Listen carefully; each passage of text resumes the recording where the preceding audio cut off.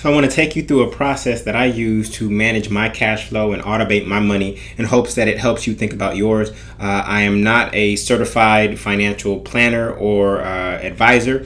This is just how I manage my own money. So take it for what it's worth. So of course, we first have our savings account, whatever savings you have here. We'll come back and use that. And then you have your main stream. And ultimately, we want multiple revenue streams. You have your main stream number one. For a lot of people, that's their job or their business, and it comes in the form of paycheck, right? So that paycheck typically gets auto deposited or direct deposited into some sort of pot, right? The money pot. We want that pot to be overflowing. That's what I want for you. I want this pot to be overflowing with dollar bills, y'all. All right. So that's what we're gonna call the pot. Okay. And ultimately, we want multiple streams coming into this pot. But for many people, we start out in this way. And this pot is after taxes, after 401k, and things of that nature. Okay. So from that pot, you also have your savings that can go in that pot. But we'll talk about that in a second. You do not want your savings and your checking to be in the same place, okay? We do not want that. So this is personal checking,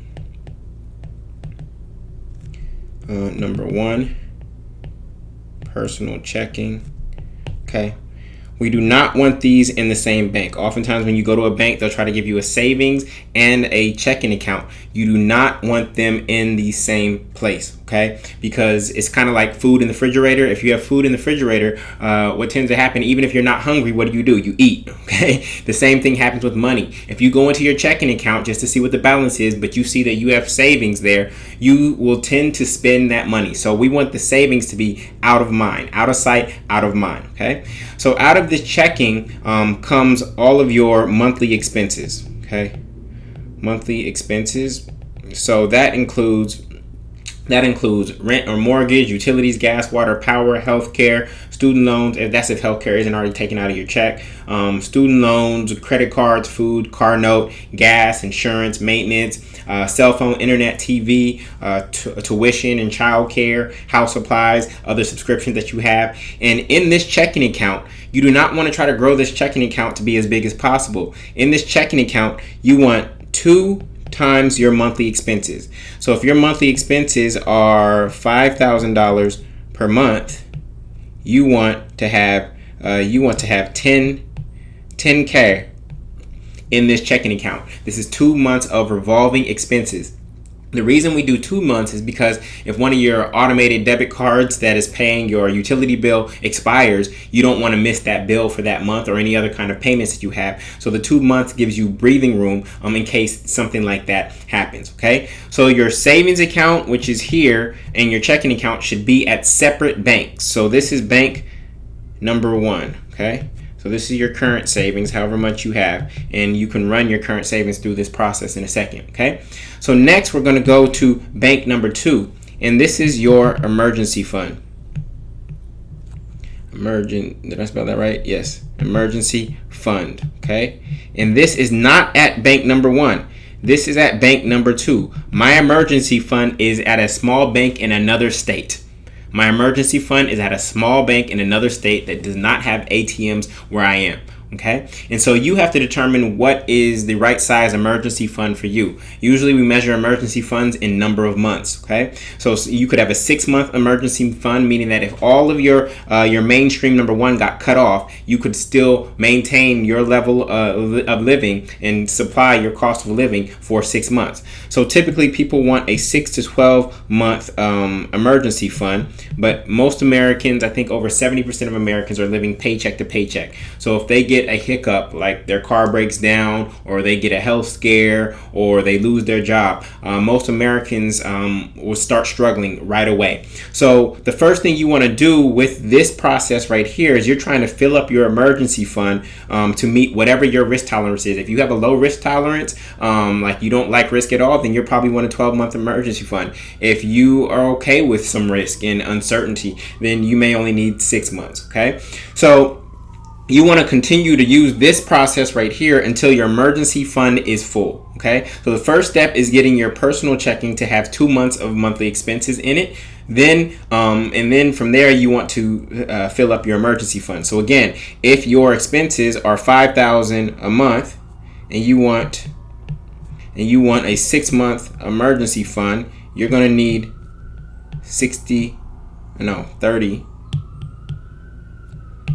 30K in there, okay?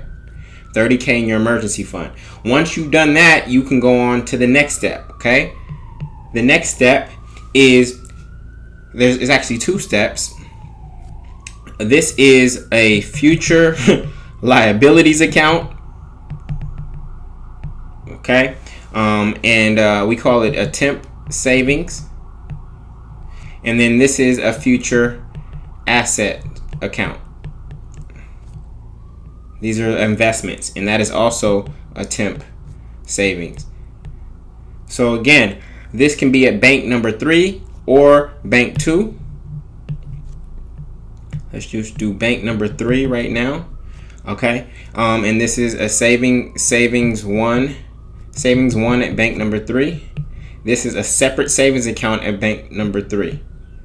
Bank number 3, savings number 2. Okay, what's the difference between these two accounts?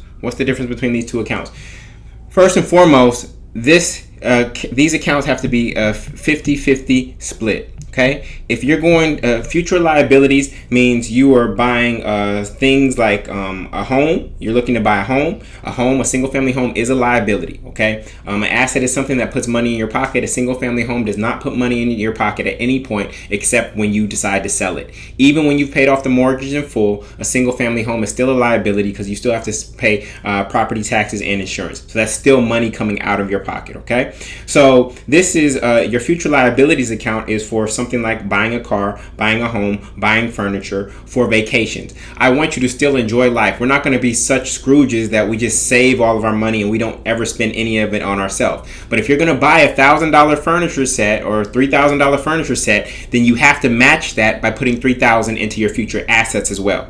So if you're going to put a $5,000 down payment on a car that you want, you have to do the same exact thing and put that into future assets as well. So this is a 50-50 split, okay? Future assets is for future investments, okay? These are investments like a multifamily home, stocks, a business that you might be able to invest in. Okay. Now, this is going to, what we want in general to start out with is we want this to be 5% of gross income. Now they call it gross income, and gross is right here. This is your gross. What comes gross income. But let's keep in mind really quickly, I need to run this by you. What we call income for individuals is not really income. That's only revenue. So in a business, your income is revenues. This is in a business. Revenues minus expenses equals income. Okay? Now, when it comes to an individual, what people do is we call our salary income, but that's not really income. Your salary is only your revenues, okay? Then you have all of your monthly expenses, and your income is actually what's left over at the end of the month. Your salary is not your income. Okay, so some people, they see their salary rise and they're like, my income is rising. But what tends to happen is that their cost of living rises proportionally to their salary rising. And therefore, they were making 80 and they lived off of 60. And now they're making 100 and they live off of 80. There's actually no growth. There's no financial freedom being created there because their cost of living rose with their salary. And so we have to be very careful with our language. But they still call it gross income. So what I'm saying is, if you make $5,000 per month, if you make $5,000 per month, 5% of $5,000 per month is, what is that? $250, right? That's $250 that goes here. And let's just say this is $5K per month. That's $250 that goes there. And if you put $250 there per month, you have to put $250 here as well. Okay. I want you to enjoy life. I want you to be able to spend freely, but we also have to enjoy the now, but also be planning for the future. This is why I like the candy now later, right? Is how do I have it now and later, okay? So we want to make sure that those match, okay? So this only starts to happen after you filled up your emergency fund, and that is put in bank number 2 in a different state, in a credit union or a local bank where you can't access it with a debit card. Okay. Now from there, the reason we put this stuff in a future assets account, and I call these temporary savings, is because we don't want to save money. The interest rate at banks is about 0.03%. You're earning absolutely nothing off of keeping your money in the bank. So they're only temporary savings, meaning that they're holders. I don't want you to put it under your mattress, because if your house catches on fire, then all that money is gone. So the bank is kind of just protecting your money, but we don't want to give the bank the money, right? We don't want them to hold it long term, because they're going to try to lend it back to you at 4 or 5%, okay? And they are making money off of your money. That's not what we want. We want to be making money off of our own money. So they're called temporary savings accounts because this one, specific liabilities, there's a specific goal, right? So if I know that I'm saving up to get a new car, then that's $5,000. If I'm saving up to buy a $300,000 home and I may need 10% down, my target for this account, this account has a target. My target for this account is going to be $30,000 if I need 10% for a home. If I'm trying to buy this furniture set or go on a $3,000 vacation with the family to Disneyland or whatnot, then that has a specific target, okay? So we're only saving up to that target there. Now, future assets, it's called temporary savings, is because we're holding it because let's say you've put in 15K here and you put in 15K here. You're holding this money because guess what? Now may not be the best time to buy a rental property. It may be a seller's market and not a buyer's market. Now may not be the best time to buy stocks, right? And so this is holding for future assets because you were waiting for the right deal, right? It's simple investing. You buy low and you sell high. So this is kind of what I call a war chest. This is a war chest that you have for when you see the right opportunity, the right deal. Perhaps your friend's uncle. I've had this come to me. My little brother's friend inherited his uncle's home or something like that, and he had the opportunity to sell it, and that deal came to me. I chose not to buy it because it had a lot of tenants in it that were way below market, and I'm not one to kick out tenants in that way, so I chose to pass up on it. But you have this war chest here because you're waiting for the right deal. You don't just want to take the money that's in this account and say, oh, let me go buy stocks right now just because I'm supposed to have it invested. No, this is like a war chest that you're waiting for the right opportunity, okay? So from there, from here, you can actually go back to bank number 1, and because bank number 1 is probably a national bank where you have ATMs and you can have access to your money freely, and you're gonna have a checking there, but it's going to be a business checking this time. It's going to be a business checking, okay? So this is where you need to go get an LLC. It costs about maybe $400 to have a registered agent and pay the annual fees. And this is where you are making investments. This is where you're making investments. Those investments could be a multifamily home, right? It could be stocks. It could be stocks. And what is Amazon? Smiley face or something like that. And then it could be your own business, okay? It could be your own business. So these are investments, okay?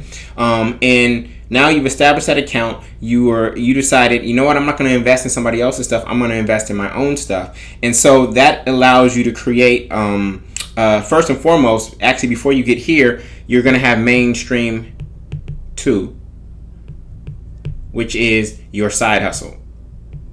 Before you actually go and create an LLC, you actually want to start it off as a side hustle to see if you can even make money doing it, right? Now, with that side hustle, you're not going to put the money into the pot, right? With the side hustle, you actually want that money, you want to reinvest that money back into the business to see if you can actually grow it. So you're not going to take the income that you're generating from a side hustle and put it in the pot and start spending it on vacations and other things. You actually want to see if you can grow money faster than you can in mainstream number one at a faster rate, okay? So then once this starts to grow, you can actually have mainstream number three. Mainstream number three, okay? And this is actually your business.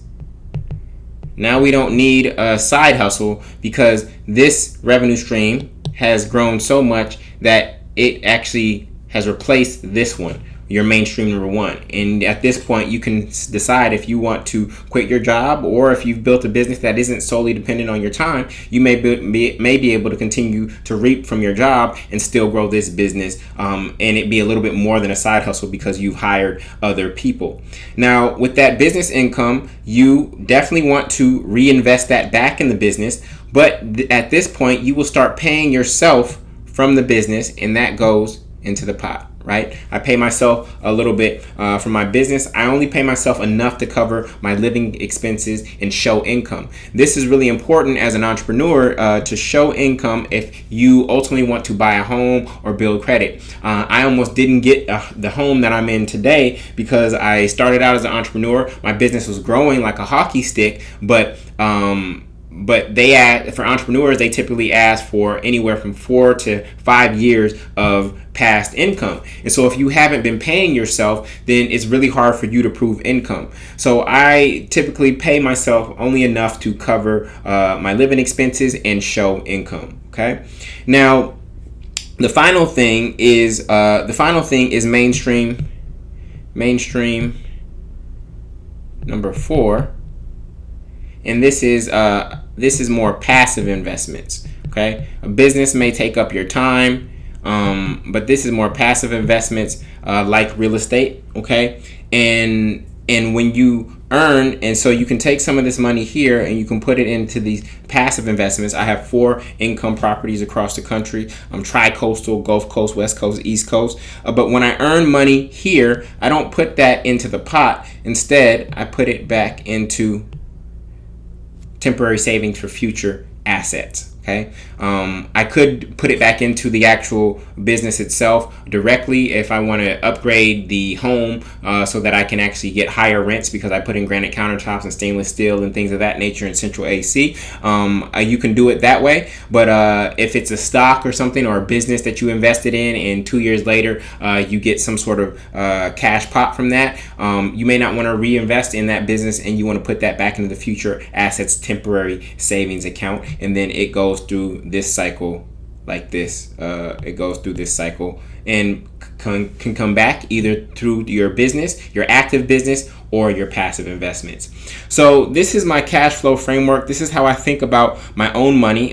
If you are a certified financial planner or advisor and have any feedback on this, I'm happy to take it and listen. But this is how I think about my money right now. My goal is not to the big thing and big takeaway is to separate your personal checking and your savings accounts, all of them. They should not be at the same bank. In this model here, I'm actually working with three banks to create 4 streams of income. So you could actually go do this weekend. You already have bank number 1 probably. What you would want to do is you would want to go identify bank number 2 and bank number 3 and establish these accounts. Establish these 4 accounts, right? Checking one here, emergency fund, and then savings 1, savings 2, and then the business account will come later once your side hustle has grown enough to actually call it a business. So I hope that this helps. This is the kind of work and kind of teaching that we do at the Freedom School. Freedom is not just financial though. It's mental freedom, it's financial freedom, and it's time freedom. But financial freedom is a key component to you achieving what I call full freedom. And this is how I'm thinking about it at this present day. If I get any insight insights or updates that actually change this model, you will be the first to know, because I'm constantly sharing everything that I know about freedom and how you can actually get to it a lot faster at thefreedomschool.com. So with that, I hope this blesses you, and I wish you the best. Take care. Peace.